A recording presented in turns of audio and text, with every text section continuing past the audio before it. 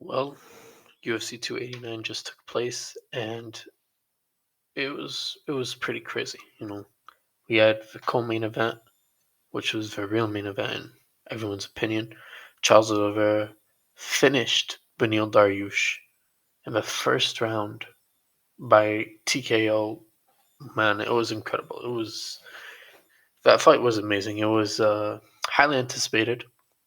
Going into the fight, I really thought Beneil had what it took, but I noticed something with Beneil, and he looked very scared in the fight, and not scared but timid, frozen. His feet weren't he wasn't his usual. Like the way he was moving against Gamma, it felt like he was at home. But over here, it's like he got timid, he froze up, and I think the crowd got to him. I don't know, something got to him. I don't know, but he clearly wasn't who we usually see. In the Gamma fight, he was dominating. He was doing really well. And this fight, he did okay. But once Oliveira got it, he got it, man. He pushed forward. He pushed for it. He got Beneil to engage. That's the thing. Charles Oliveira, a lot of the times, he's winning most of his fights he, because the opponent engages with him. For example, when he fought Chandler, bro, Chandler engaged the shit. When Chandler engaged and he got slept. Poirier engaged, he got slept. Gaethje engaged, he got slept. The thing is, with Makachev was patient. He picked the right time and he picked it perfectly, and bam, he got the sub. It was beautiful. Beneil, man, this was not his night, man. He wasn't patient. He didn't take his time. He engaged right away. Man, he felt really flat, in my opinion. It didn't look like he wanted to be there. Oliveira, on the other hand, man, it was like he was at home. I'm gonna be honest, it was a different Charles Oliveira compared to the guy we saw back in Abu Dhabi. It was very different. But at the end of the day, he got the dub. It is what it is. When it comes to Charles Oliveira, though, he's like he's just different. You know what I'm saying? He likes to fight in the fire. Not a lot of fighters can do that. Oliveira, he thrives in fighting in the fire, man. When he's in the fire, he's gonna kill this guy. Look what he did to Chandler, Poirier, Gaethje, and now Beneil. Now everyone's saying, "Oh, did Beneil actually deserve a title shot? He wasn't really that good, bro. Beneil was good. He was flat-footed. I'm telling you, man. Like if these guys fought 10 times, maybe 3 times Oliveira wins, 7 times Beneil Dariush wins. I'm not salty about this fight, to be honest, but it is bitter to swallow. It's a hard pill to swallow. Honestly, I really thought Beneil Dariush was, he has what it takes, but clearly when Charles Oliveira wants it, he wants it, man. And this time he wanted it more than Beneil. Beneil was flat-footed. Maybe Beneil did want it more, but Beneil was flat-footed, man. It was not the Beneil that we've seen through past fights with Ferguson, Gamera. Like, oh, man, it was a different guy in there, man. And like, I think the crowd got to him. Honestly, the Canadian crowd is one of the best crowds. Honestly, I think UFC should start going back to Canada more often. This is the first time they've been there in 4 years, which is crazy, man.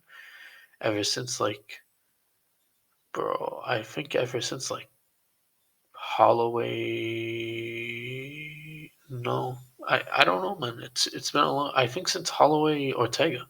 That's been a long ass time. No, no, no. Ally Quinta and Cowboy Cerrone. They fought in Vancouver. I'm pretty sure. Anyways, or was it Gaethje? I'm not sure.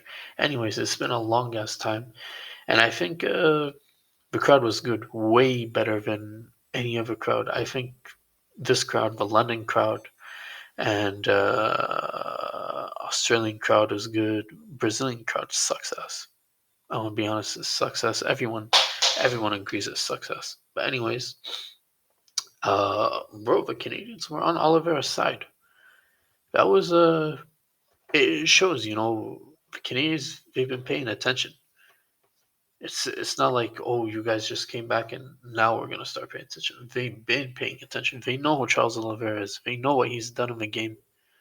They know that he was champion, and it was well done. Well done to Charles Olivera. Well played.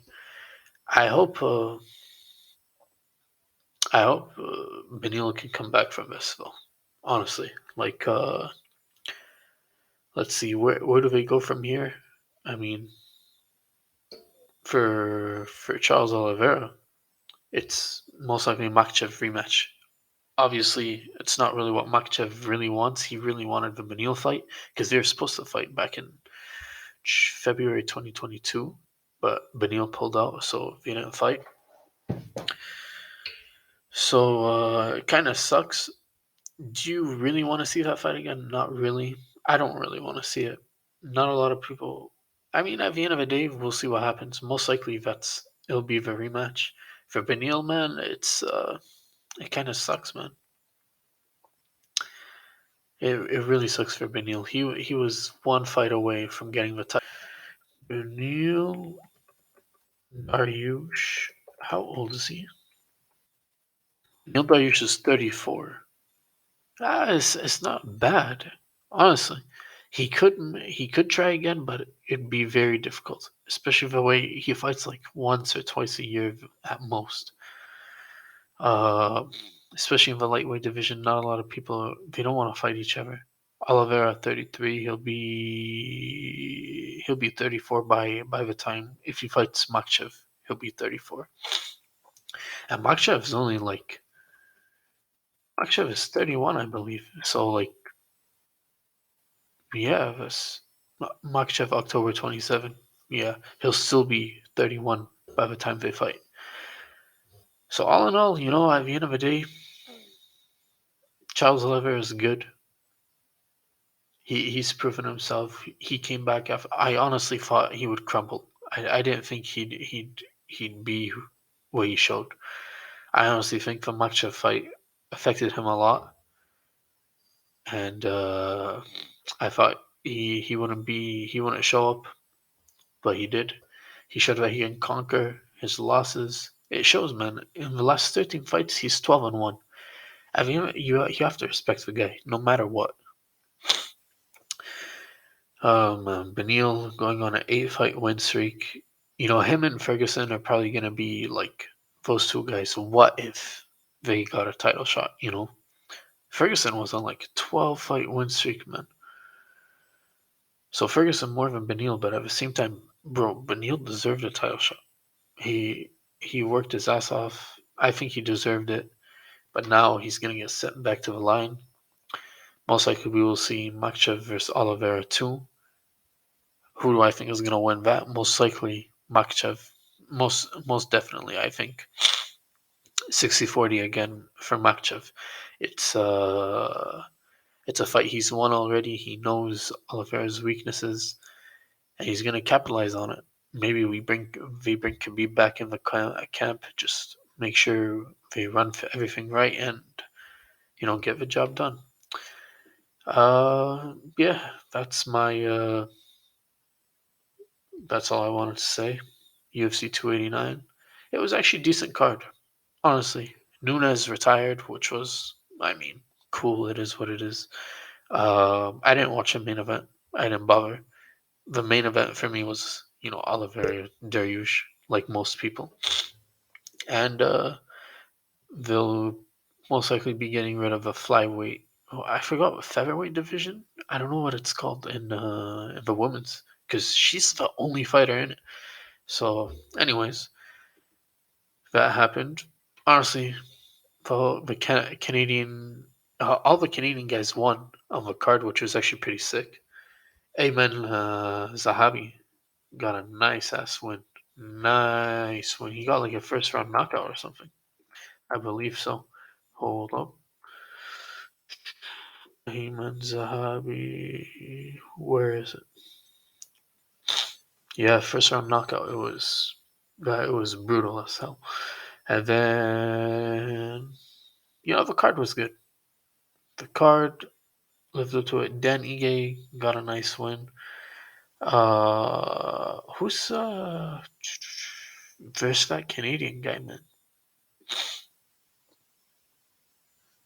He looks like Michael Chandler. Anyways, obrigado as always. God bless, don't stress. UFC 289 in the books. Can't wait for International Fight Week. I think it's like 2 or 3 weeks away. So more content coming soon. And yeah, if you like this video, like it, subscribe, comment your thoughts, whatever you thought of a fight. And yeah, see you next time. Peace.